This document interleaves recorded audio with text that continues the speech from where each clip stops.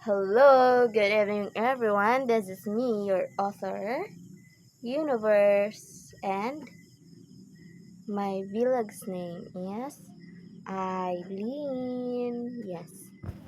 My username ko sa Wattpad is Universe. Yes, Universe. Why Universe? Kasi kasi, ayun yung napili ko lang. Kasi nga, I like, basta, Momo! Sorry. Quick ads. May pusa kasi dito. Kulay black siya, all black. Talagang black na itim siya. And, she's sneaking. And, I was like, Momo! Ganon. Balik tayo sa pinag-uusapan. Universe kasi gusto ko talaga, and I like watching stars, moons, sunset, sunrise, nature, cities. Pero parang lahat ng ginawa ni Lord sa mundo ay gustong-gusto kong titigan, gusto kong tignan. Kaya ayun, yun yung naisip ko, universe. Kasi yung universe is parang may din ako na in other universe, may thoughts din ako na in other universe is matutupad ko lahat ng mga pangarap ko, lahat ng mga gusto kong gawin sa buhay. So, ganun yung thoughts ko kung bakit ko nagawa yung yung username na yun, at bakit ko nagawa yung first story ko. Momo naman, umalis ka na. Doon ka na sa labas. Huwag na magpasok dito. Nagawa ko siya kasi it's because, story siya ng both person. But, sa sa totoong buhay naman, nakuha naman nila yung pangarap nila. Yung isang karakter, nakuha niya talaga yung pangarap niya. And the other one is ibang pangarap yung yung nakuha niya, ibang pangarap. Pangarap ng ng tita niya, I think, or yes, which is hindi siya masaya. So, yung book na yun, balak ko may book 2 yun, kasi nga balak kong gumawa ng book 2 nun, which is yung makukuha niya na yung ng isang character, yung yung magiging yung pangarap niya, but in other way, yung na yun is yung book 2 na yun is makikita nila yung other universe baga, yung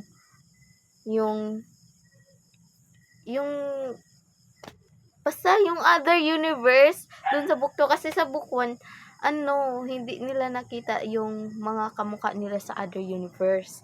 So yun yung pangarap ko na gawing book 2, yung makikita nila yung kamukha nila sa other universe, and yung mga pangarap nila na hindi nila natupad sa universe na to, ay makakita nila na natupad ng parehong persona doon sa other universe. Yung nila, kumbaga, yung ganger nila doon sa other universe, yung kapangalan nila, kaedad nila, ganun. So, ganun yung plan ko. So, ngayon, plano pa lang siya. So, maglalagay ako nitong cream kasi nga may pimples ako. Gusto ko lang diyan ng cream. Gusto ko siya lagyan ng cream kasi para mag-dry siya. And yes. And also, guys, abang-abang na lang kayo sa second book ko. Kasi nga, wino-workout ko pa. Nagalit kasi ako dun sa isang character. So, parang hindi ko na siya tinuloy. Hindi ko pa siya tinuloy. Kasi nga, may galit ako dun sa isang character. Which is, yes, totoong tao yung character doon. And yung third book naman is tungkol yun sa friendship ko, and humingi pa rin hanggang ngayon, humihingi pa rin ako ng sign kay Lord na i-publish kaya yun or hindi. Kasi nga, nagdadalawang isip ako. Respeto naman dun sa namatay. Yes, tungkol yun sa kaibigan ko, sa pagkakaibigan namin ng isa kong kaibigan. At, gusto kong irespeto yung, yung pagkamatay niya. So, humihingi pa rin ako ng sign hanggang yun. Kaya, hindi ko pa siya, nasimulan ko na siya, pero hindi ko pa siya maipublish. Kasi nga, yun nga, gusto kong respetuhin yun. Kasi, crucial kasi mag-publish ng ganun. Kasi totoong buhay yun eh. And, ang nakakaalam na lang ng storya nun, ay ako na lang talaga. Yes. Ako na lang. Kasi, walang alam yung mother niya. Yung lola niya, alam ng lola niya. Kaso naman, magkasama na sila sa langit. Kaya, ako na lang talaga nakakaalam ng storya naming dalawa. Kaya, crucial yun. Kasi, hindi ko naman masabing, baka sabihin ng iba na nagsisinungaling, diba? Crucial yun kasi kailangan kong i-consider yung talaga, yung tao talaga na yun. Kasi nga, sobrang tahimik niya, then, ayaw niya na pinapag-usapan yung mga buhay-buhay. But, may na-share kasi siya sa akin na ayaw kong ilabas. At, meron din akong share doon, and party siya ng story. Kasi ayaw kong i-left yun na story. Siguro magiging story siya in the long run, maipapublish ko siya. Pero sa ngayon, hihingi lang muna ako ng sign kay Lord. Kasi nga, crucial kasi talaga yun eh. May mga parts kasi doon na talaga, pamilya lang dapat nakakaalam. Pero even yung pamilya namin hindi alam yun na pinagdaanan namin yun. Then kaya ako humingi ng sign kasi sobrang crucial yun. Tungkol yun sa pinagdaanan namin dalawa, Kaya kung mapayag si Lord at papayag siya doon, papublish ko yun, diba? Why not? And also, gagawin ko sanang fourth book ay yung horror siya. Yes. Gagawa ko ng fourth book pero horror. Kaso hindi ko pa nga may publish yung dalawa at yung isa hindi ko pa tapos i-publish. Gagawa na naman ako ng bago, tatama rin na ako nun. Kaya abang-abang na lang. Exciting kaya yun. Yung may aabangan ka. Yes. Super exciting nun. Tingnan nyo yan siya. To siya na, ang bango niya ha. Ang bango. Yes, sobrang bango niya. Sa, ko ipapublic, ipopost. Sa YT. Yes. My name ang name ko sa YT is Aileen, yung original name ko. Screen name ko lang yung Wattpad username ko lang. Yung universe. Tingnan nyo naman. Yan, meron na yan ha. Meron na. Pero, hindi ko kinalat. Ayan lang siya. Ay, ito, meron na siya. Yes. Naggaganto din ako minsan. Minsan lang. Hindi talaga palagi kasi nga ayaw kong basta may mga ayaw akong bagay na gawin sa sarili ko. Ayaw kong pumuti ng sobra. Gusto ko tama lang. Yung tamang ano lang talaga, range ng puti. Tapos kapag umaalis ako, gusto ko yung puti ko is natural lang. Wala talaga. Hindi talaga ako nagme-makeup. Lip tint, grabe ako mag-lip tint. Kulay pink. Yes, kulay pink. Palaging pinkish yung labi ko. Minsan, pag nakakaligtaan ko na mag-lip tint is, ang ginagawa ko, kasi may lip balm ako sa loob ng bag, ginagawa kong, yun yung pamalit ng lip tint. Ang ganda kayo nun sa labi. Siya, hindi siya nakaka-dry ng lips. Yung lip tint kasi nakaka-dry ng lips eh. Kaya palaging dry yung lips ko. Hala, sinisi pa sa lip tint. Hindi ka lang talaga nag-iinom ng tubig. Diba? Hindi lang talaga. Gaga ka lang talaga. Cherries naman. Basta, yun na nga. Kwento yun ng dalawang magkaibigan na nag-iibigan. Cherries. Kwento yun. University stories yun. Ay, university story pa rin ba yun? Nagpa-fly na sila sa ibang bansa eh. Hindi na yun university story. Na lang siya story ng dalawang nagkakilala sa isang university, then pinaghiwalay ng tadhana, then nagtagpo ulit. Hindi man sila pinaghiwalay talaga kasi may contacts naman sila. Ewan ko ba sa akin, bakit ang hilig ko? Gusto ko talaga silang paghiwalayin talaga noon. Ng time na yun. Kasi naman talaga, wala nang excite. Hindi na kayo mai-excite. Kasi gusto ko talaga silang paghiwalayin. And baka sa book 2. May hint na. Talaga. Gagawin ko yun sa book 2. Kasi naiinis na ako sa kanilang dalawa. Sobrang sweet nila. Pero yung author nila, wala. Walang kasitan. Charis. Ganun talaga. Dapat unahin yung natin, yung mga karakter natin.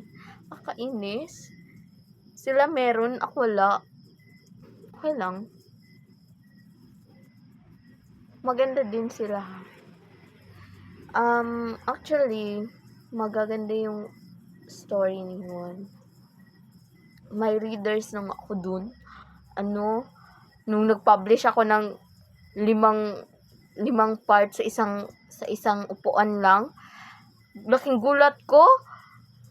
Nasa part 9 na sila lahat. Hindi man lang binasa yung part 5 hanggang 10. Ngayon, hindi pa ako nag-publish. Baka mamaya mag-publish ulit ako. Diba? Isip ko kasi mag-publish din ako, no? Kasi nga, sayang yung oras, sayang yung may load ako. Ngayon lang kasi ako magkakaload. Maganda na. Diba? Ganda ko naman. Clear, kasi ako, yung skin ko is not prone sa pimples, pero nagkaka-pimples talaga ako. Ganun. Lalo na kapag late talaga ako natutulog. Lalo na ngayon, late talaga ako natutulog ngayon. Iwan ko ba, nung is sobrang healthy ng katawan ko, like, pati yung dugo ko, normal. Pero since 2026 started, doon ako nahihirapan matulog, ganun. Para bang palagi na lang akong may iniisip ba. Nahihirapan ako matulog kasi nga iniisip ko kung paano ko tulungan yung parents ko. Usapang parents naman tayo. Diyan ako magaling. Yes, usapang parents. Unti lang i-apply mo dito. Ayan siya, Magic Chick. serum. Yes. Unti lang i-a-apply mo, magpi-pinkish yung labi mo. Pero, kailangan mo yun siya lagyan ng lip balm kasi magda-dry talaga yung lip mo. Yes. Lalo na kung hindi ka matubig. Pwede ko siya ilagay sa cheeks but a little bit lang. Kasi nga, ganyan siya ka pigmented. Grabe. So, yun na nga guys. Sa pang parents, kaya din ako masyadong hindi nakakatulog kasi iniisip ko kung saan ako mag-work. Ngayon, may pending ako kasi wala akong pambili ng uniform. Meron naman, binigyan naman ako ng papa ko. Last day lang. But, kulang pa din kasi may mga papers pa. Pero pwede ko naman ihuli yun, mga papers na lang naman. Nakakuha na ako ng ibang paper, then yung sa barangay at saka yung sa mayor's permit at saka yung NBI clearance at saka yung sa PhilHealth. Sa Pag-ibig naman, meron naman ako. Sa mga meron na ako already done na. Na lang talaga, pera na lang talaga kulang. So, ganun nga. So, ayun nga, no. Kapag pala kumuha ka ng barangay clearance, may bayad ba yun? Ay, hindi. Usapan mo, pamilya muna tayo. Yung pamilya ko kasi is, we are, as you can see naman, sira-sira yung Dora box namin. Diba? Kitang-kita mo naman yan dyan. May mga drawing yung mga namin.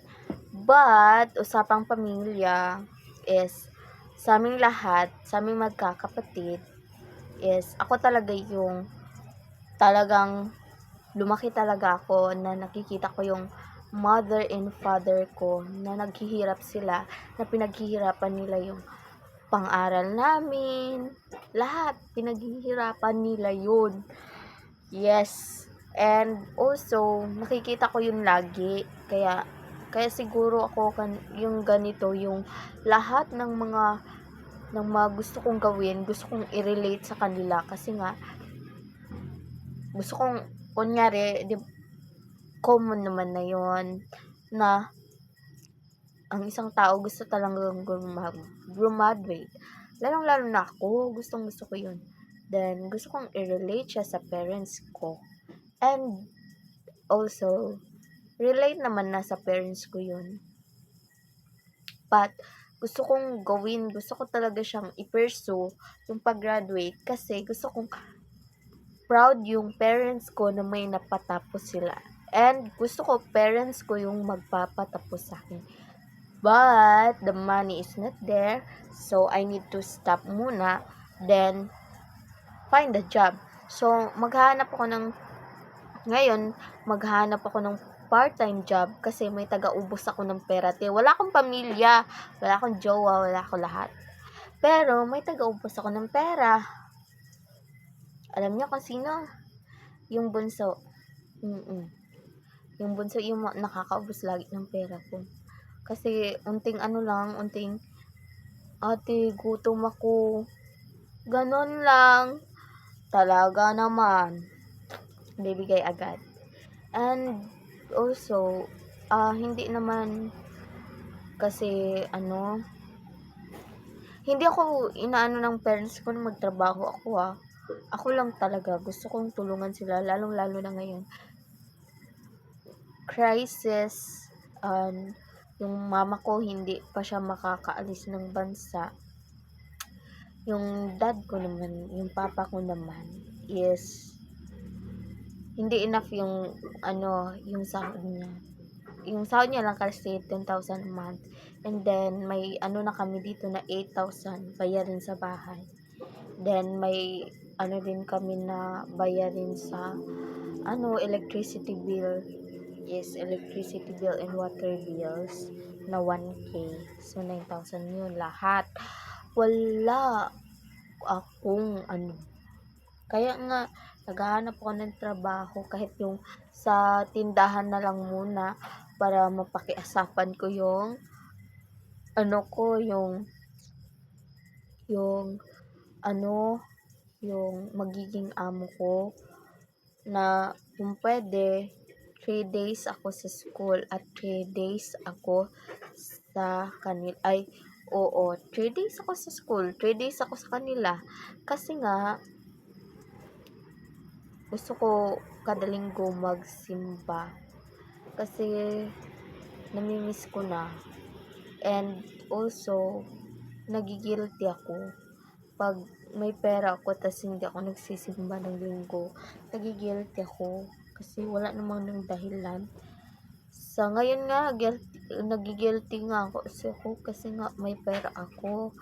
Pero yung pera na yun kasi is para yun pang nagigilty po kasi hindi po nakapagsimba. So, ganun yung nangyayari.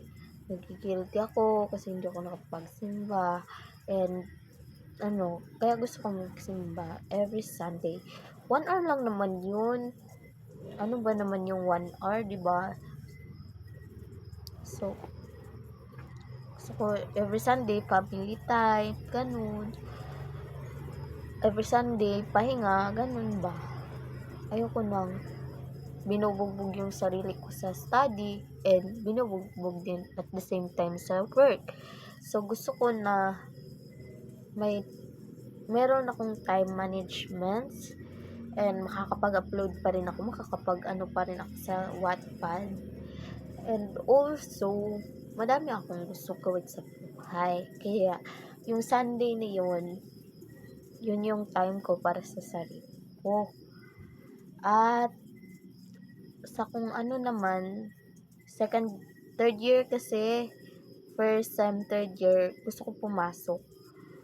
Tapos, pag second sem, second year ulit ako. Kasi nga, nahinto ako this sem, supposed to be second sem na ito, na nag-stop muna. Kasi, hindi muna ako nag-enroll. Yun nga kasi, hirap sa pera. Hirap talaga. Meron naman sana magpapaaral sa akin, meron naman sana kaso, hindi enough yung ang layo din naman kasi ng bahay nila. Then, yung pamasahe pa. Then, ayoko kasi yung hinahanapan ako ng ginagasto ko rin lang naman sa pag-aaral ko. Ayokong hinahanap pa rin yun sa akin. So, ang laki ng moon. Yes, ang laki niya. So, ganda niyang So, ayun nga. Kaya nga universe talaga yung pangalan talaga. Kasi nga, I like watching moods like that. Sana dumating yung araw na hindi naman ako nagmamadali, pero naisip ko kasi na yung parents ko is patanda na ng patanda. Si mama 45, si papa 45 na, si mama 46 na, magpo-46 na din si papa sa May.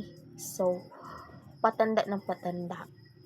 So, paano pa ako babawi kung patanda sila ng patanda? Gusto ko mai-enjoy nila yung Japan, yung Switzerland, yung New Zealand. Gusto ko ma-enjoy muna nila yun bago sila tuluyang tumanda. Kasi nga kapag matanda na, 'di ba? Mas gugustuhin na lang sa bahay kasi nga kailangan akay-akay na sila. Ganun. Pag matanda ka na, pero gusto kong ma-enjoy nila yung buhay ng may kaya. Ayoko yung may iniisip sila, ganun. Ayokong isipin nila yung sa araw na magta-travel kami, isipin nila kung may natitira pa bang pera sa akin. Ganun. So, gusto ko muna yumaman. Yes. Kaya mag-double time ako para yumaman ako, magpapayaman talaga. Yan yung goal ko sa buhay, magpapayaman at hindi magpapaganda. Charis. Siyempre ko man na yun, magpapaganda ka, magpapayaman ka. Tanga. Ganun na. ano na din yun. Yes, magpapayaman ako. Para naman ma-enjoy ng parents ko, ng family ko, yung vacation sa Japan, vacation sa Switzerland, vacation sa New Zealand, ganon. So, magbakasyon lang sila. Ayoko magtrabaho sa ibang bansa. Mama ko kasi nagtatrabaho sa ibang bansa eh. Kaso, yung bansa na yun is not open country, so bawal silang lumabas. Gusto ko hindi nila isipin yun. Gusto ko talaga travel talaga, yung makikita nila doon si Santa Claus. Gusto ko travel sila sa Disneyland, kung saan nila gusto. 'Di ba? Gusto din kasi nila mag-travel Philippines. So, gusto na magpalawan, magbarakay. I-bless ako ni Lord. I-bless tayo ni Lord lahat. At mararating natin yung mga pangarap natin para sa mga magulang natin. Yes, para na rin yun sa magulang natin, no? Yung kung mangangarap man lang tayo, libre lang din naman mangarap. Ilubos-lubosin na natin. Diba? So, yun na lang muna sa ngayon kasi I need to take a snap a picture of a man and post it to social media. Kasi sa ngayon, social media girlies muna tayo. Yes. Yes, bungal ako, guys. Kaya maingay. Ganda lang. So, bye. See you again next vlog. Matagal-tagal na naman yun. Next month na naman yun. Huwag na kayong mag-antay. Charis. Go. Bye. And remember, who did? God did. Thank you, guys.